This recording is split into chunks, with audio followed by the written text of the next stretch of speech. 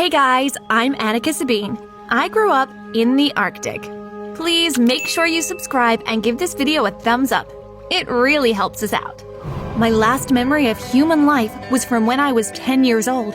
I remembered my mother carrying me out into this icy landscape. The wind was blasting us with thousands of icy crystals, and I held onto my mother tight. But she let go of me and dropped me on the freezing floor. Mama! My mom turned and ignored me. She disappeared, and that was the only memory I had of her. I didn't even know what her face looked like. The trauma of being abandoned in the Arctic had wasted away what memory I had left. So now all I knew was that my name was Annika Sabine. After she abandoned me, I was devastated. But I decided I wasn't going down without a fight. I was determined to survive. I learned how to make a fire out of sticks in the woods left nearby. I learned how to make an igloo to shield myself from the snowstorms. I lived off seal meat and sometimes even polar bear meat. Life was tough and boring until one fateful day. I was about 16 years old. I had just returned from fishing when I noticed that smoke was coming out of my igloo. I felt my heart skip a beat. I hadn't lit a fire, so why was there any smoke? Was an intruder in my home? I sprinted as fast as I could and barged in, my spear in hand. Get out, you! I froze. It was a guy, and he looked about my age. He was wearing a coat made out of bear fur, and as he looked up at me, I noticed his gorgeous brown eyes. Who are you? I'm Sake, the boy coughed. I'm sorry for barging in. Get out! I didn't really know how to react, but I sure as heck knew I didn't want him staying any longer. I'd lived on my own my whole life. I didn't need someone else bothering me. I'm sorry. I needed some warmth. I don't care! You need to leave! But then I hesitated, because suddenly, Sake was leaning to one side, and then he collapsed. I just stood there, unsure of what to do. I had an unconscious guy in my igloo. I could leave him outside to die. The polar bears could have him. I could care less. But just as I was about to drag him out, something made me stop. No, this wasn't right. Why do I have to be so righteous? I wrapped Sake in one of my blankets and fed him some soup while he slipped in and out of consciousness. He had a fever. When he finally woke up, he looked much better and healthier. He told me everything about where he'd come from. My uncle and I used to live just over the mountains there. But 2 days ago, he slipped and fell off a ledge. He didn't make it. Oh, I'm so sorry. My uncle told me I had family in England, and we used to have a radio, but that broke down. I was stranded here, and I was never really the best at survival, so I started walking to look for help. Then, I found you. While my mind was still trying to process what an England was and who radio was, I didn't even understand these words or knew what they were. Noises sounded from outside. What is that? Shh. We stayed quiet and listened, and then my blood turned cold. Well, colder. Polar bears. Oh no! You stay here. No, I can help. I didn't wait to hear him out and left the igloo. I was right about the noises. We were surrounded by polar bears. They roared at me fiercely. I started swinging to try and fight them off, but no matter how hard I tried, they were too much for me. I soon became overwhelmed, and one of them lunged for my throat. I closed my eyes, accepting defeat. Then suddenly, out of nowhere, I heard a squeal and all the polar bears scattered. I turned to see Sake standing in front of me, protecting me from the polar bears. Sake? Sake turned and smiled down at me. I realized just how cute he was. Are you okay? Sake helped me up and we stared at each other for a while. I had the sudden urge to hug him or even kiss him. But before anything more could happen, a plane appeared suddenly, flying really low toward us. Sake and I stared in shock. I'd never seen a plane before. I was speechless. Is it a rescue team? Maybe it... But the next words were snatched by the wind of the plane's blades as they came plummeting toward us. We screamed and dove out of the way, just in time. If we dodged a second too late, we would have been minced meat. The plane seemed to lose control and suddenly it crashed into the icy ground. Oh my god! A giant cloud of smoke rose in the air as the plane sat there like broken glass. Sake and I took one look at each other, then we started sprinting towards the plane. We arrived and searched desperately for any survivors. Over here! I followed Sake's voice and found him pulling out a woman. It looked like she was in her 40s. For some reason, I felt like I recognized her. But I shook the thought away quickly and together we dragged her out of danger. We double-checked for more survivors, but it seemed she had been the only one on board. What do we do now? We have to bring her back home. Sake lifted the woman in his arms and we carried her back. For days, the woman remained unconscious, in a coma of some sort.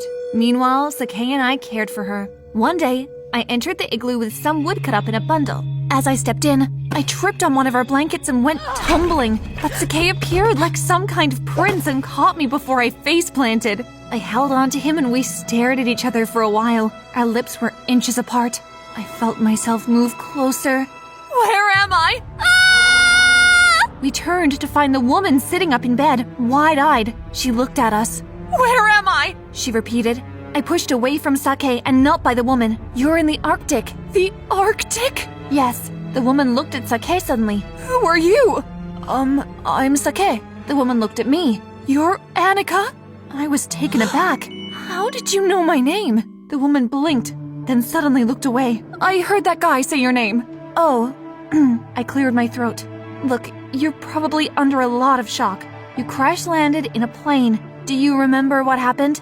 The woman hesitated. I was flying over towards Greenland. Greenland? It's a country close to here. I'm a journalist, you see.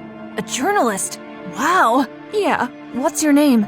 Mandy Mandy Sandy. Mandy Sandy. Nice name.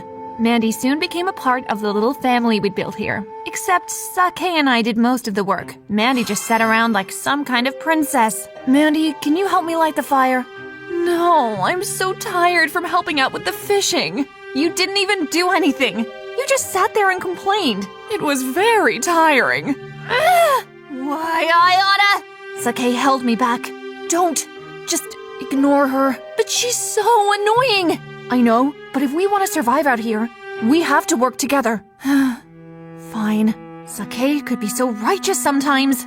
It was so annoyingly adorable. The next day, I had to say goodbye to Sake. He was taking a trip to the eastern end of the valley to look for more food since we were experiencing shortages after Mandy joined us. He would be gone for 2 days. I was dreading it. Just be safe, okay? Sake pulled his bag over his shoulder, smiling his beautiful smile. Of course. Try not to murder Mandy, okay? I'll try. I hesitated, then I hugged him tightly. Before we pulled away, I gave him a quick kiss on the cheek. He smiled and brushed my forehead with a finger. See you soon. I waved goodbye. Where's he going? Mandy must have just woken up. I groaned inwardly. Great. Now I was stuck with Her Majesty Mandy. He'll be back soon. How soon? What did she care? 2 days. I looked at Mandy strangely, then grabbed my own bag. I'm heading to your crash site. I'll be back in a few hours. Why are you going there? Was it just me, or did she sound a little panicked? Just looking for supplies. Jeez. What's with all the questions? I said goodbye and took off. For some reason, I felt like Mandy was hiding something from me. Half an hour later, I arrived at the crash site. Plane debris still scattered on the ground. It was so creepy. I started rummaging through anything that looked salvageable when I came upon what looked like a purse. This must be Mandy's. I opened it up, and sure enough, it had something that must have been money, credit cards, and an ID. I glanced at the ID, but what I saw made my blood run cold. Instead of the name Mandy Sandy, like she told us, the ID said her real name was Mandy Sabine.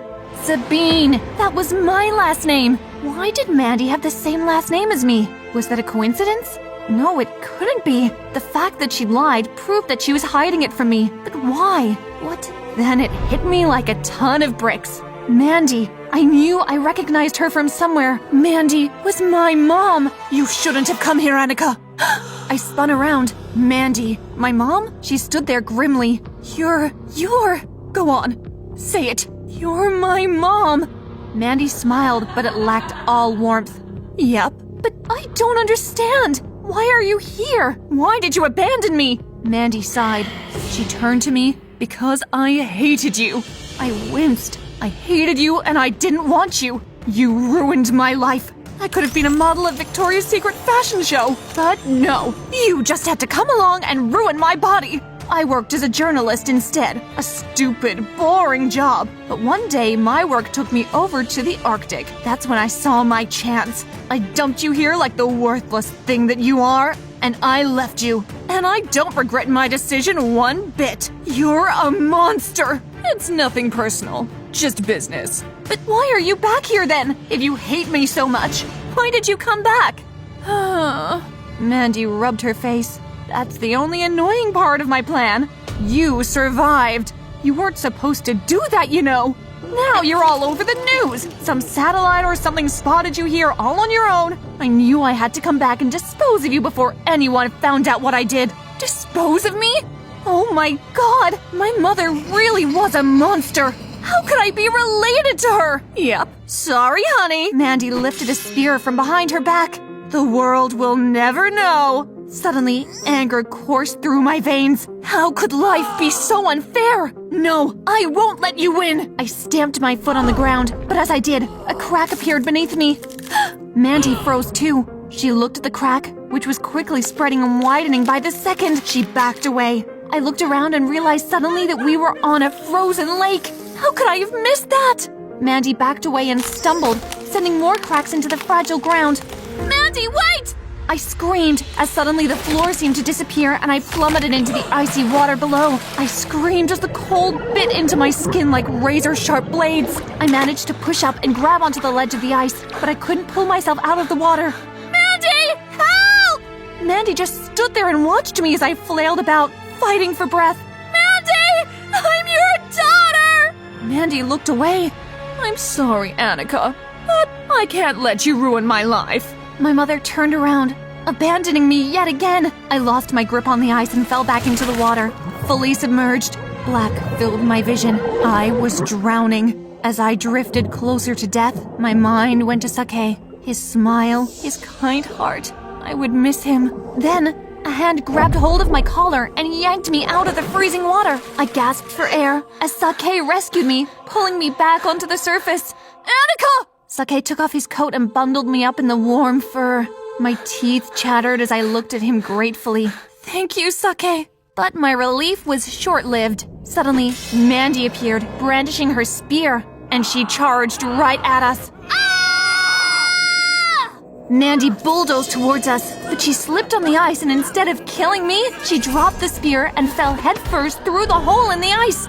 Mandy! We scrambled to rescue her, but by the time we got there, she was already gone. Sake grabbed a hold of me and held me tight. I closed my eyes. So long as Sake was here, I was all right.